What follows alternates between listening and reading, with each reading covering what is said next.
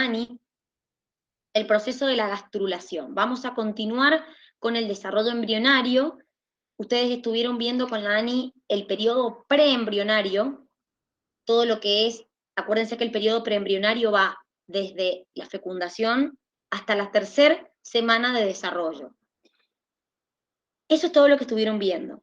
En la tercera semana de desarrollo ocurre el proceso de la gastrulación, que es la formación de las 3 capas en el embrión. Acuérdense que esto, el sincitiotrofoblasto y el citotrofoblasto, forman parte de lo que es el trofoblasto y junto con la capa más externa del mesodermo van a formar la placenta. Pero realmente lo que forma el embrión es esto que tenemos acá, que es el epiblasto y el hipoblasto. Acá estaba la cavidad amniótica, acá estaba el saco vitelino secundario o definitivo. Entonces, en el video que les muestran que se forman 3 capas, el sector donde está ocurriendo eso es acá. ¿Sí? Entonces, el video les muestra la imagen esta, donde les dice que en el epiblasto se forma una línea primitiva, un nódulo primitivo, eso hace que el embrión tenga ahora una región cefálica y una región caudal, y les dice que empieza a haber una migración de células. ¿Qué quiere decir? Que hay células del epiblasto que empiezan a migrar y reemplazan a las células del hipoblasto, que son estas amarillitas que tienen acá. Hay otras células que se ubican entre el epiblasto y el hipoblasto, que serían estas rojitas, y hay células que quedan directamente en el epiblasto. Entonces, las que reemplazan a las del hipoblasto forman el endodermo. Las que quedan en el medio forman el mesodermo y las que quedan acá en el epiblasto forman el ectodermo. Las 3 capas de un embrión, porque nosotros somos embriones triblásticos. Entonces, acuérdense que ustedes en Animalia estuvieron viendo que de cada capa del embrión se desarrollaban sistemas y tejidos distintos. Entonces, vamos a ver que en el periodo embrionario de estas capas surgen distintos sistemas y distintos tejidos.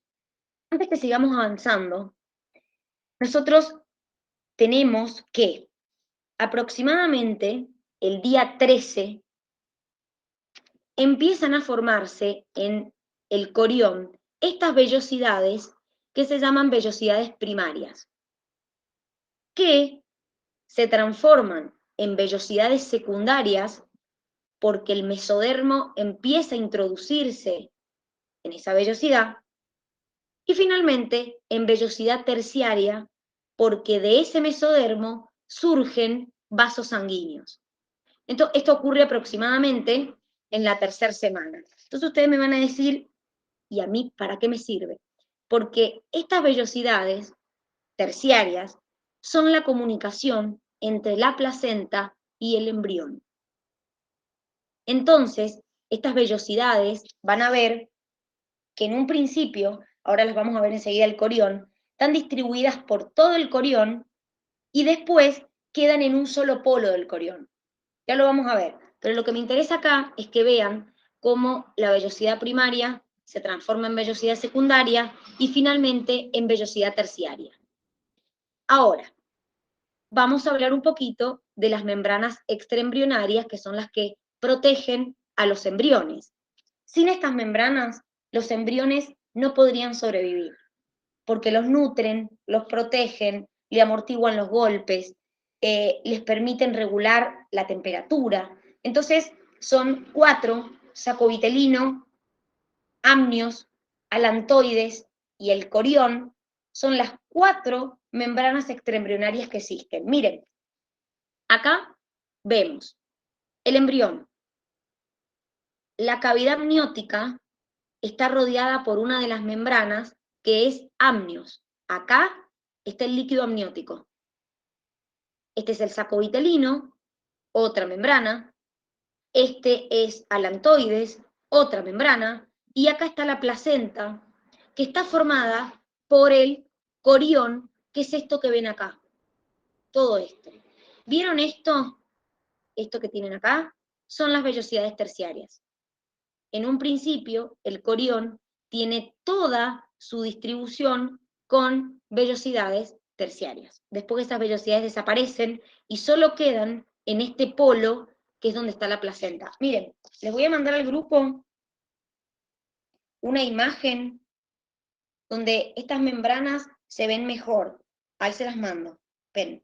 De hecho, es una imagen que hasta se ven los dos componentes de la placenta, porque la placenta tiene un componente materno y un componente embrionario. Entonces, ahí en la imagen que les mandé, se ve el componente embrionario y el componente de la mama, vendría a ser el componente materno. Entonces, empezamos con las membranas. Saco vitelino, primer membrana.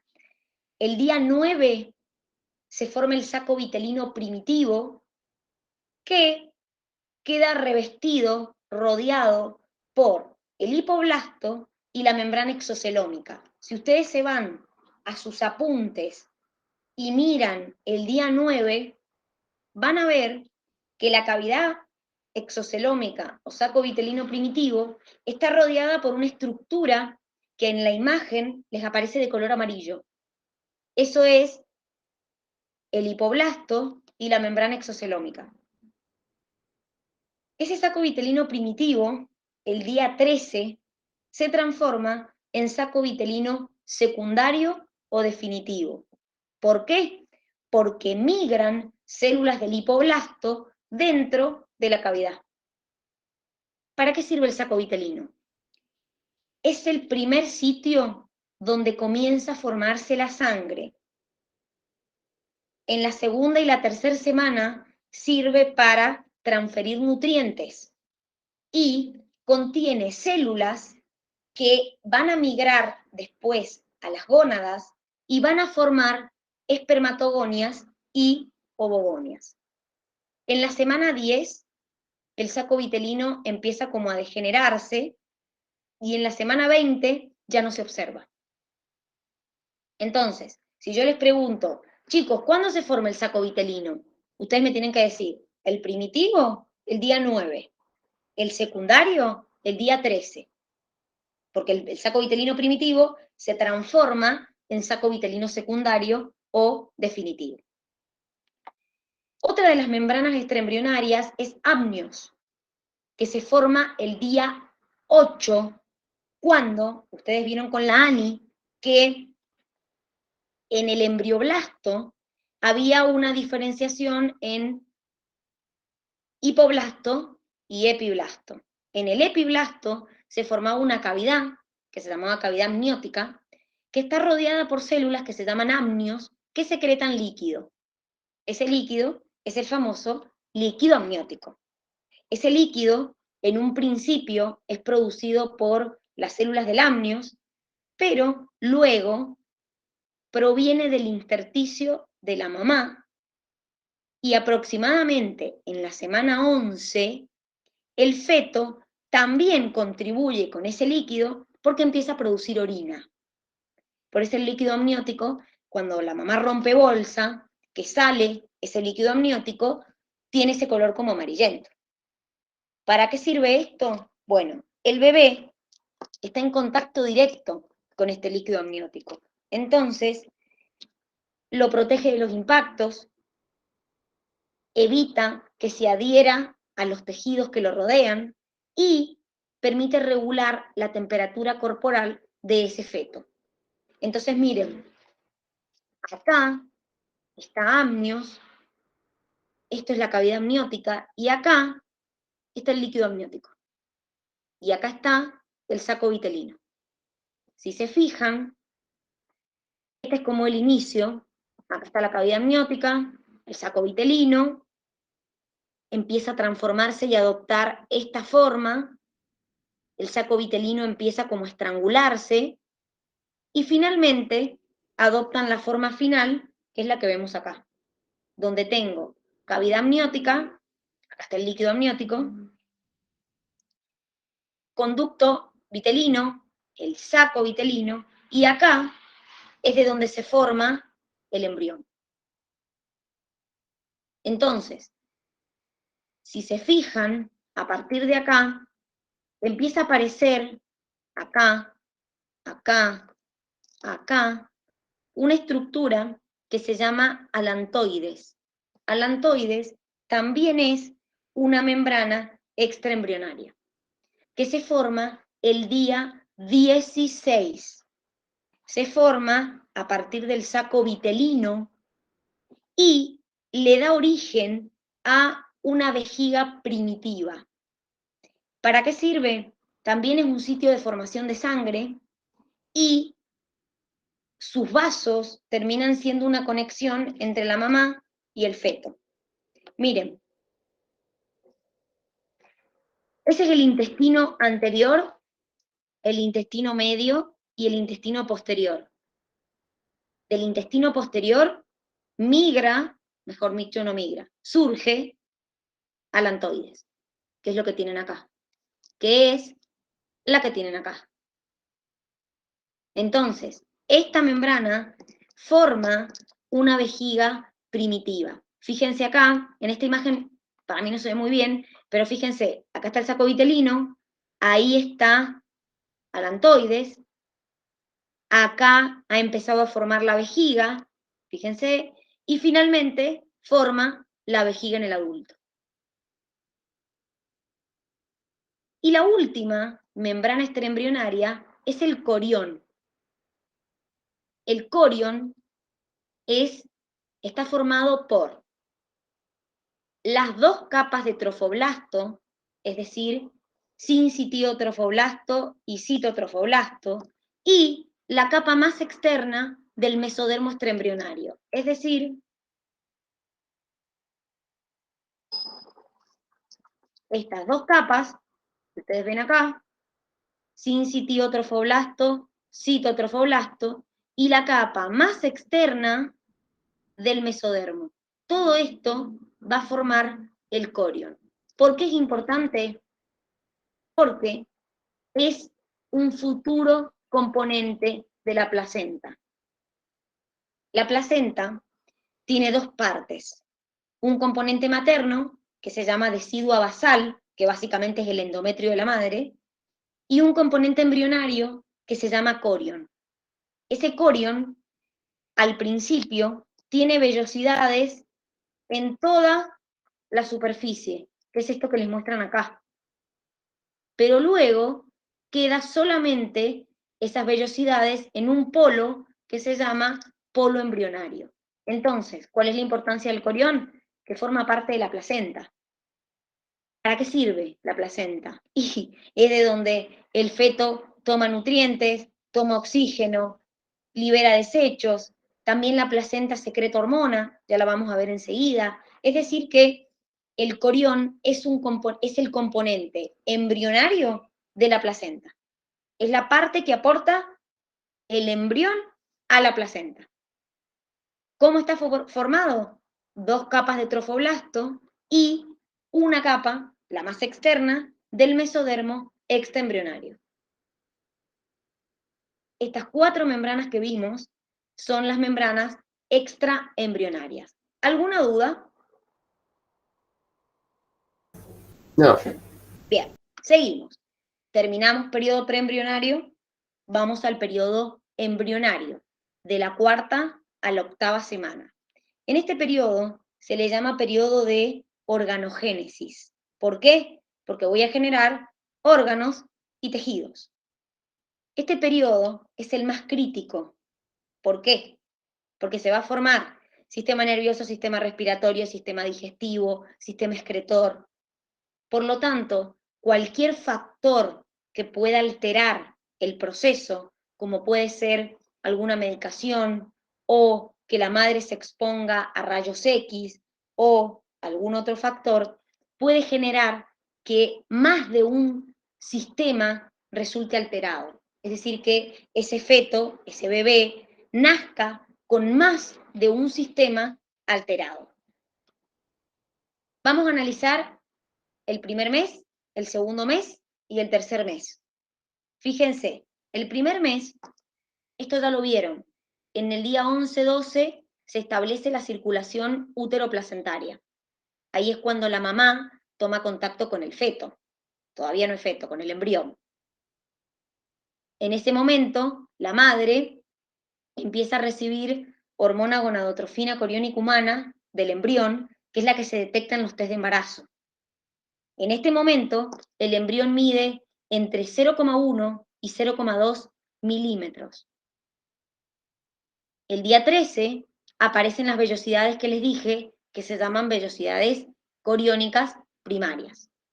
Y el día 18, el embrión, mide entre 1,25 por 0,68 milímetros.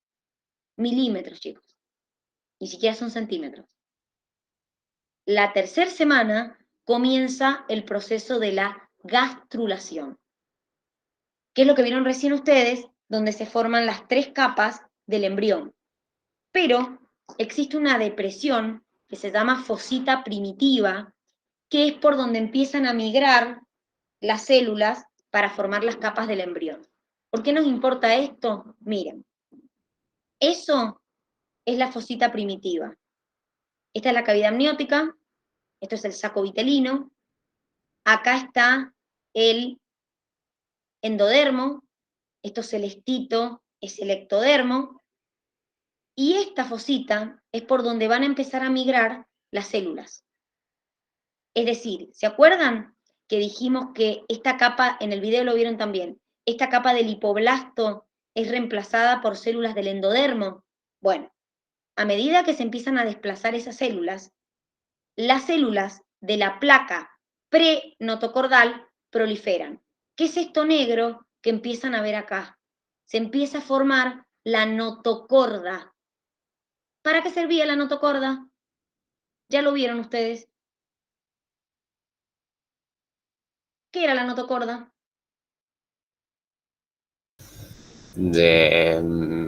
Lo del cordón umbilical. La notocorda No. es una estructura flexible de donde va a surgir el esqueleto de los vertebrados. Acuérdense que nosotros les contamos que la notocorda queda reducida a discos intervertebrales cuando nosotros nacemos, porque se transforma y queda en nosotros, el rezago que tenemos de notocorda son nuestros discos que hay entre vértebra y vértebra. Entonces, esa notocorda surge primero adherida a las células del endodermo, que es esto que les muestran acá. Finalmente se separa y forma la notocorda. Acá tengo ectodermo del embrión, que es esto celeste, endodermo del embrión, que es esto amarillo, y mesodermo, esto naranjita. En el medio está la notocorda. A partir de acá es de donde se va a desarrollar el esqueleto. Es un tubo flexible de donde se va a desarrollar el esqueleto. Es un tubo que se encuentra entre el sistema digestivo y el sistema nervioso. Entonces, repito, en nosotros la notocorda queda reducida a los discos intervertebrales en el adulto. ¿Por qué estamos nombrando la notocorda? Porque por encima de esta notocorda, a partir del ectodermo, se va a formar el primer sistema, que es el sistema nervioso. El sistema nervioso se forma a partir de esta capa que tienen acá del embrión, que es el ectodermo. ¿Qué es lo que ocurre? Ese ectodermo primero se engrosa y forma una placa neural. Después es como que se hace un surco en ese ectodermo, ese surco cada vez se profundiza más y estos pliegues se unen entre sí, entonces forman un tubo. Ese tubo es el tubo neural a partir del cual se va a formar el sistema nervioso. Ese tubo neural en un principio está abierto en los dos extremos, en el extremo que va hacia la cabeza y en el extremo que va a la cola. Esos extremos que quedan abiertos se llaman neurosporo. Eso se cierra el día 28. Es decir, que a partir del día 28, el sistema nervioso ya está cerrado. El primer sistema que se forma es el sistema nervioso. Entonces, si pudiéramos hacer un resumen de lo que pasó el primer mes, el día 22 comienza a latir el corazón. No es el corazón como el que ustedes se imaginan, no es un corazón de 4 cavidades, es un tubo rudimentario que empieza a latir. También el día 22 se forman las vesículas que van a formar, se llaman vesículas ópticas, que es lo que va a formar los futuros ojos. El día 28 se produce el cierre del sistema nervioso y entre la tercera y cuarta semana se diferencian las células mesodérmicas en vasos y células sanguíneas. Comienza a desarrollarse el tracto gastrointestinal y se forman las células germinativas primordiales, que son las que dan origen después a las espermatogonias y a las ovogonias. Quiere decir que ha pasado un mes, tengo el sistema nervioso comenzado, diríamos, ha empezado a latir el corazón, ha empezado a desarrollarse el tracto gastrointestinal, se ha empezado a diferenciar las células en vasos sanguíneos y células sanguíneas.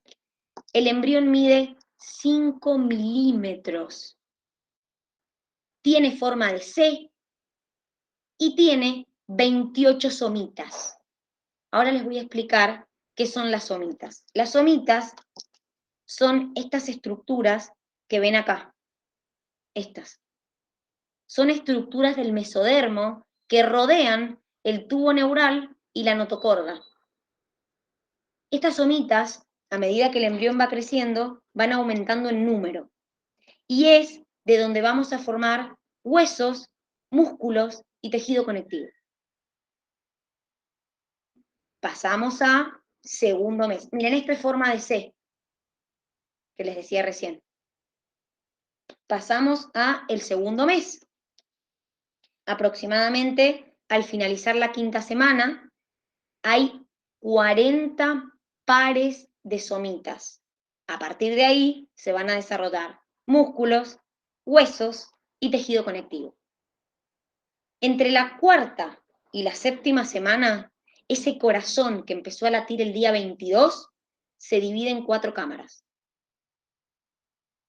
El día 38, las células germinales se dirigen al lugar a donde se van a desarrollar las gónadas.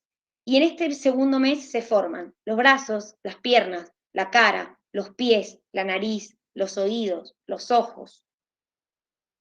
En este momento, el tubo digestivo comienza a diferenciarse en páncreas, hígado, vesícula biliar. Acuérdense que en este momento el hígado es el principal lugar donde se forman las células sanguíneas.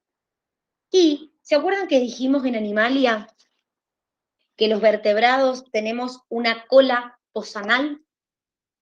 Y yo les dije, chicos, por más que nosotros nazcamos sin cola, también tenemos una cola. Bueno, el segundo mes es cuanto más larga está esa cola. Y luego desaparece. En los animales que cuando nacen tienen cola, la cola permanece. Ha pasado el segundo mes, el embrión pesa 1 gramo, mide 3 centímetros y recién cuando finaliza el segundo mes le puedo decir feto. Antes no.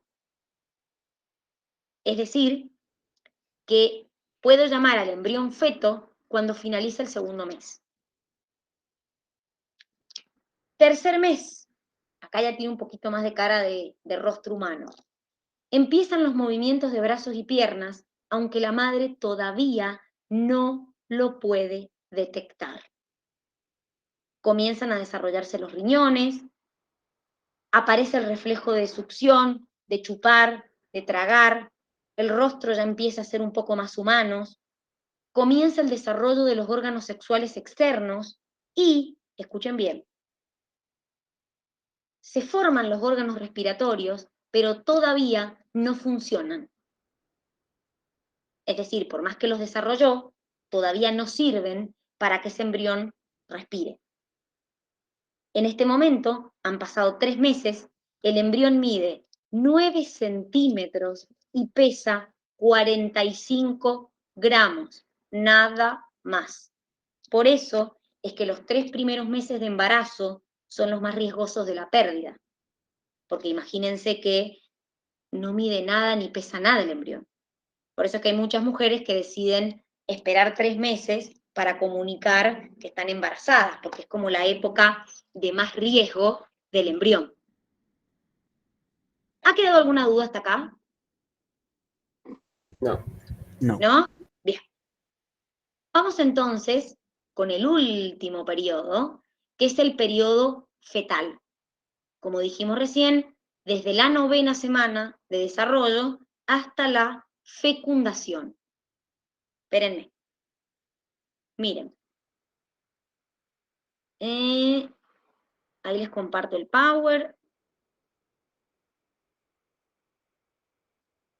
Acá estamos. Ahí les comparto y ahí arrancamos. Bien, entonces, terminó periodo preembrionario, terminó periodo embrionario, pasamos al periodo fetal, de la 9ª semana hasta el nacimiento. En esta etapa es cuando el bebé más crece de tamaño y también adquiere más peso. Es como que se ve el crecimiento más brusco, el crecimiento más rápido. En el periodo fetal, primero nosotros tenemos que recordar que un embarazo, una gestación, dura 38 semanas si consideramos la fecundación y 40 semanas si consideramos el momento de la última menstruación de la mujer. Como muchas veces no se sabe exactamente en qué momento se produjo la fecundación, se cuentan generalmente 40 semanas porque la mujer generalmente sí recuerda cuándo fue su última menstruación. Entonces desde ahí se cuentan 40 semanas. Pueden ser 2 días más, 3 días menos, sí, obvio, pero el promedio, la gestación, dura 40 semanas desde la última menstruación. Arrancamos con el tercer mes. En este mes ya los ojos y las orejas están en posiciones definitivas y a partir de la semana 12 los órganos sexuales están lo suficientemente desarrollados para que se puedan observar en una ecografía. Es decir, que a partir de la semana 12 ya se podría detectar el sexo del bebé. En el periodo fetal hay una cosa que se mantiene, que es que empieza como a aumentar o acelerarse el crecimiento del cuerpo y a desacelerarse el crecimiento de la cabeza. Porque hasta este momento, si uno ve un feto, es como que tiene la cabeza muy grande y el cuerpo muy chiquito. Entonces, en el periodo fetal es como que se enlentece el desarrollo de la cabeza, el crecimiento, y aumenta el crecimiento del cuerpo para que haya como una proporción entre la cabeza y el cuerpo. Me olvidé decirles que hay un parámetro que se utiliza para medir si el bebé, el embrión, va en correcto desarrollo, que se llama vértice talón, vértice nalga. En la página 27 del cuadernillo tienen un cuadrito que les muestra que se le mide a los embriones. El vértice talón es la distancia entre la cabeza y el talón, y el vértice nalga es el embrión sentado desde la cabeza hasta la nalga. Y se mide en centímetros.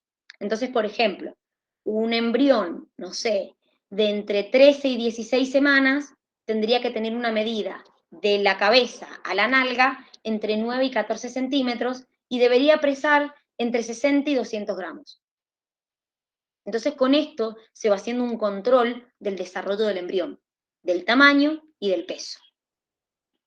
Por ejemplo, un bebé, cuando culmina su desarrollo, aproximadamente a las 38 semanas, con la ecografía se mide.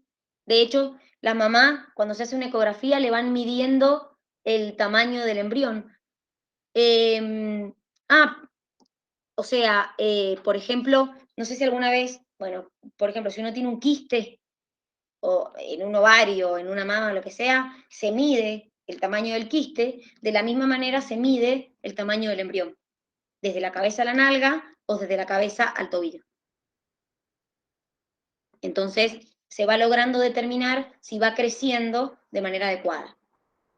Entonces, ha pasado el tercer mes, si el bebé quiere y se deja, podríamos determinar a partir de la semana 12 qué sexo tiene. Pasamos al cuarto y quinto mes. Entre el cuarto y el quinto mes, fíjense, pesa 500 gramos y la distancia del vértice a la nalga es 15 centímetros. No mide nada, chicos.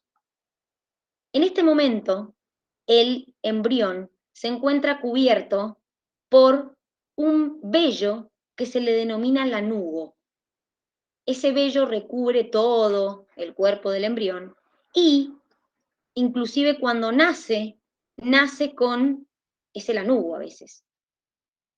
Aparece el pelo, las cejas y a partir, y anótenlo grande, del quinto mes, la mamá percibe los movimientos de su bebé. Antes no. Es decir, yo les dije antes que el bebé hoy empezó a moverse, pero recién la mamá percibe los movimientos el quinto mes.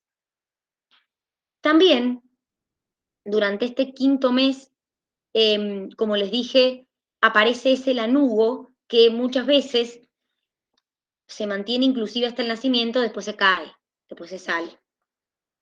Sexto mes. En el sexto mes, el bebé se cubre de una sustancia blanquecina, grasosa, que se llama vermix caseosa, que es producida por las glándulas sebáceas del bebé. Inclusive hay bebés que nacen, y no sé si alguna vez han visto un parto, pero nacen cubiertos como con una sustancia blanca. Esa sustancia blanca es el vermix caseosa, es una sustancia como grasosa. También el contorno corporal del feto cambia porque aparece la grasa subcutánea. Y en este momento el bebé tiene la piel como rojiza, arrugada, y escúchenme lo que les voy a decir. A finales del sexto mes, el bebé puede sobrevivir fuera del vientre materno, pero con ayuda respiratoria. ¿Por qué? Porque si bien se han desarrollado el sistema respiratorio y el sistema nervioso, todavía no hay una coordinación entre el sistema respiratorio y el sistema nervioso. Entonces, como no hay una coordinación entre los dos, claro, se considera prematuro, sí. Como no hay una coordinación entre el sistema respiratorio y el sistema nervioso, el bebé no puede respirar en forma involuntaria, no puede respirar por sus propios medios. Entonces, puede sobrevivir fuera del vientre, pero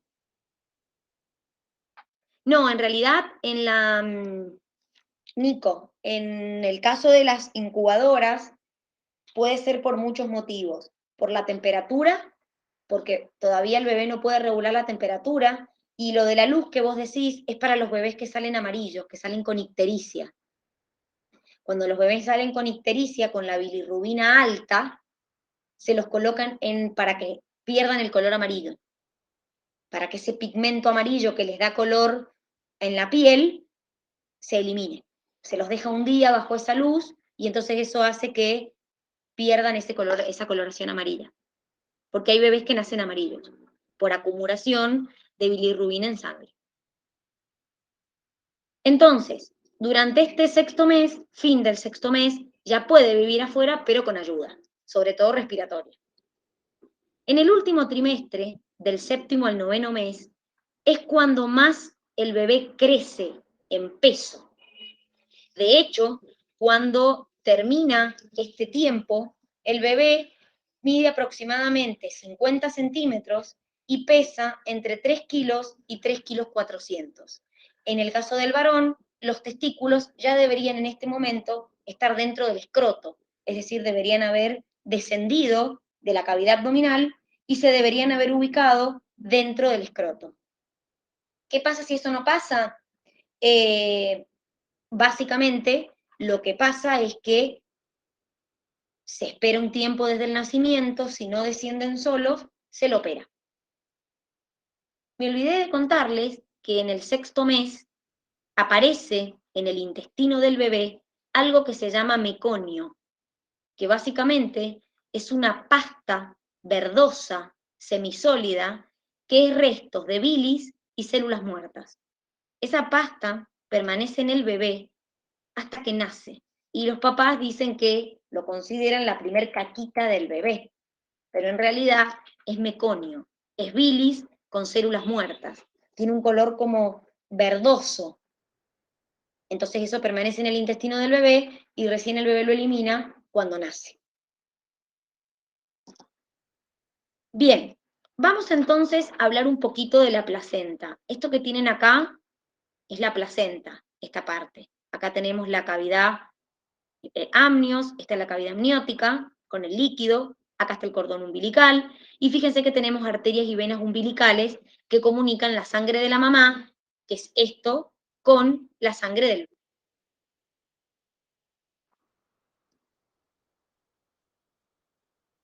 Ay, perdón que no leí, esperen.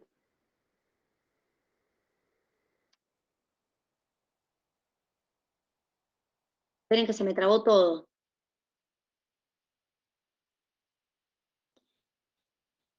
Me preguntás qué es el uraco. Es un ligamento umbilical, el uraco. Es un remanente que queda en el hombre del desarrollo embrionario. Básicamente, ese uraco es como una estructura que queda del desarrollo umbilical. Es un ligamento. Básicamente se entiende desde la vejiga hasta el ombligo. Claro, exactamente, sí. Sí, es un ligamento que se tiene durante el desarrollo embrionario. No, está perfecto, pero se me había trabado la computadora y no podía abrir el Meet para poder ver lo que me preguntabas. Bien, entonces, volviendo a la placenta. Acuérdense que la placenta, como dijimos, tiene dos partes. Una decidua basal, que es la materna, y un corión frondoso, que es el embrionario, es lo que aporta el embrión. Recién al 4º mes podemos detectar estas estructuras en la placenta. A finalizar el 4º mes aparecen tabiques en la parte de la decidua basal de la placenta. ¿Para qué sirve la placenta? Transporte de nutrientes, transporte de gases, electrolitos, transmisión de anticuerpos. Acuérdense que la IgG es la que pasa por la placenta. A partir de la semana 14, la mamá le empieza a pasar IgG a su feto. Acuérdense que cuando nace y el bebé empieza a tomar leche, por medio de la leche, también la mamá pasa IgA. Y el bebé empieza a secretar su propia IG y es la IgM. Obviamente, una vez que nace. La placenta, más allá de ser un lugar para intercambiar nutrientes, oxígenos, desechos, también secreta hormonas. Puntualmente, la estructura de la placenta que secreta las hormonas es el sincitiotrofoblasto, es decir, la capa más externa del trofoblasto. Los primeros 2 meses, la placenta secreta gonadotrofina coriónica humana. Esta es la que, cuando la mamá la empieza a recibir, se detecta en los test de embarazo. ¿Qué hace esto? Mantiene al cuerpo lúteo para que el cuerpo lúteo siga produciendo estrógenos y progesterona. Al final del 4º mes, la placenta empieza a producir estrógenos y progesterona porque este cuerpo lúteo empieza a degenerarse. Entonces empieza a ser la placenta la que produce la progesterona y los estrógenos. ¿Para qué sirven? Los estrógenos para el crecimiento del útero y de las glándulas mamarias. y la progesterona para mantener la gestación en caso que falle el cuerpo lúteo. Cuando el cuerpo lúteo se degenera, es la placenta quien secreta esto. Y desde la 5ª semana secreta somatomamotrofina o lactógeno placentario, que es una hormona que estimula el desarrollo de la glándula mamaria para que produzca la leche la mamá, y por otro lado le da al feto prioridad por la glucosa sanguínea de la mamá. Es decir, que la glucosa que tiene la mamá en sangre tiene más prioridad el feto que la mamá. Entonces se llama somatomamotrofina o antes se la llamaba lactógeno placentaria. Repito, la secreta la placenta, puntualmente el sincitío trofoblasto que forma el corión. ¿Qué es esto de la barrera placentaria? ¿Se acuerdan cuando nosotros vimos el sistema nervioso y dijimos que existía una barrera que filtraba lo que pasa de la sangre al sistema nervioso? Bueno, esta barrera placentaria delimita qué sustancias pasan de la sangre materna al feto. Entonces, las sustancias que pueden pasar dependen de su peso molecular. Por ejemplo, del feto a la mamá pasan, por ejemplo, desechos, urea, productos, pero la mamá también le pasa al feto oxígeno, nutrientes, pero ¿cuál es el problema? Que también le pasa alcohol, mercurio, drogas, medicamentos, patógenos como la sífilis, el paludismo, el SIDA, la hepatitis, la toxoplasmosis. Quiere decir que cuando uno dice, esta es una enfermedad que puede atravesar la placenta o que pueden pasar de madre a hijo, es porque pueden atravesar la barrera placentaria, como el SIDA, la sífilis, el paludismo, la toxoplasmosis, que es un parásito que infecta a los gatos y en realidad uno la adquiere por consumir algo que haya tocado caca de gato, la hepatitis. Entonces, el problema es que, claro, el problema es que muchas madres consumen sustancias que pasan al bebé. Yo tenía una profesora en la facultad que, por ejemplo, nos contaba que ella trabajaba en el Hospital Lago Mayore y que cada vez más veían bebés con síndromes de abstinencia. ¿Por qué? Porque las mamás se habían drogado durante todo el embarazo, el bebé había recibido esa droga y cuando lo sacaban, el bebé empezaba a tener una abstinencia. Entonces, por ejemplo, nos mostraba cómo el bebé empezaba a mover las piernas, empezaba a mover los brazos en forma involuntaria, lloraba todo el tiempo, tenía aumentada la frecuencia cardíaca, porque tenía un síndrome de abstinencia, producto que durante todo el embarazo había pasado drogas desde la mamá al bebé. Lo mismo pasa con el alcohol, lo mismo pasa con los medicamentos, por eso es que muchas madres no pueden consumir casi ningún tipo de medicamento, porque la mayoría de los medicamentos atraviesan la barrera placentaria. Entonces, por eso es que la mujer cuando está embarazada tiene que cuidarse tanto en lo que come, en lo que toma y en los medicamentos que toma. Es más, se lo pueden preguntar a una embarazada. Cuando toman, por ejemplo, Coca-Cola o café, la cafeína lo vuelve loco. Entonces el bebé, si obviamente han pasado los 5 meses, empieza a moverse más rápido, porque pasan la barrera.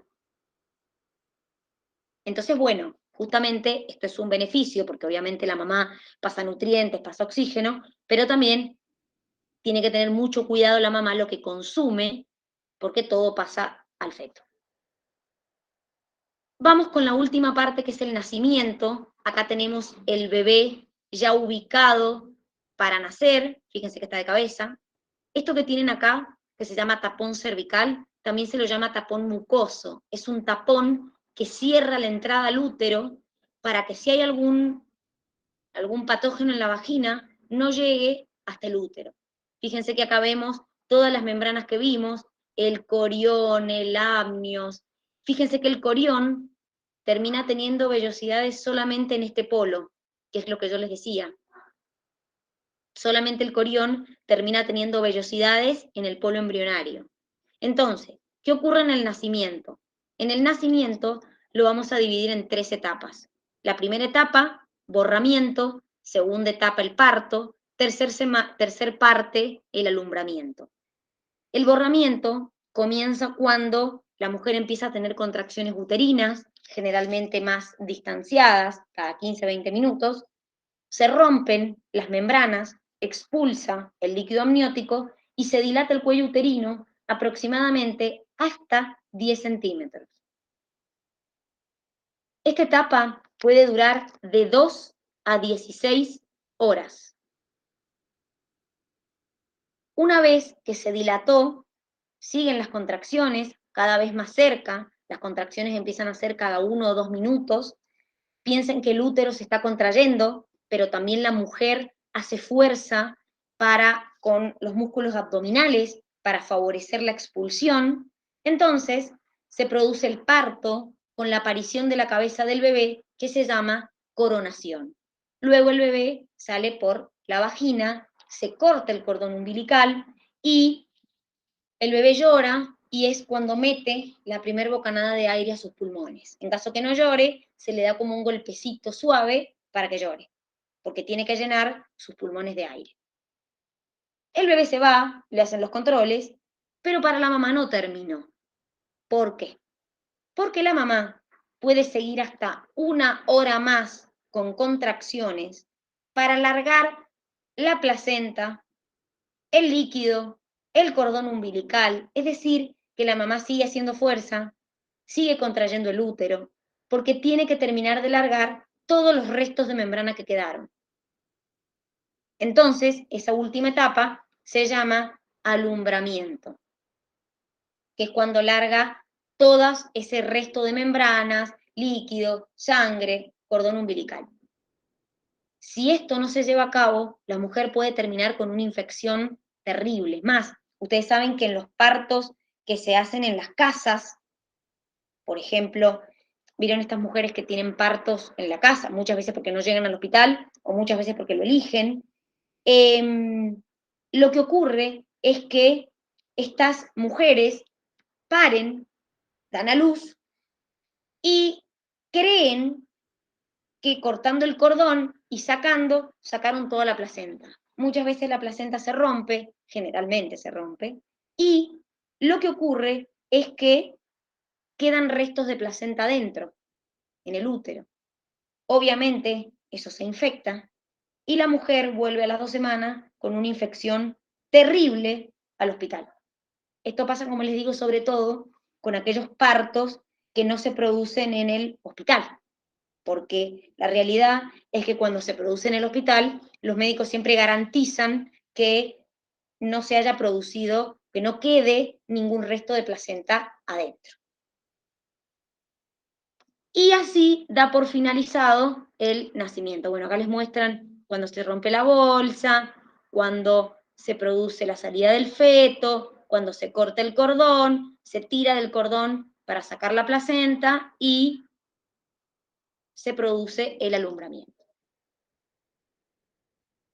Muchachos, hemos llegado hasta acá, han finalizado con biología, los felicito por terminar con el programa de biología. Hasta acá llega biología, no hay más teoría, así que los felicito a ustedes porque se han comido 29 unidades de biología, así que de mi parte, felicitaciones.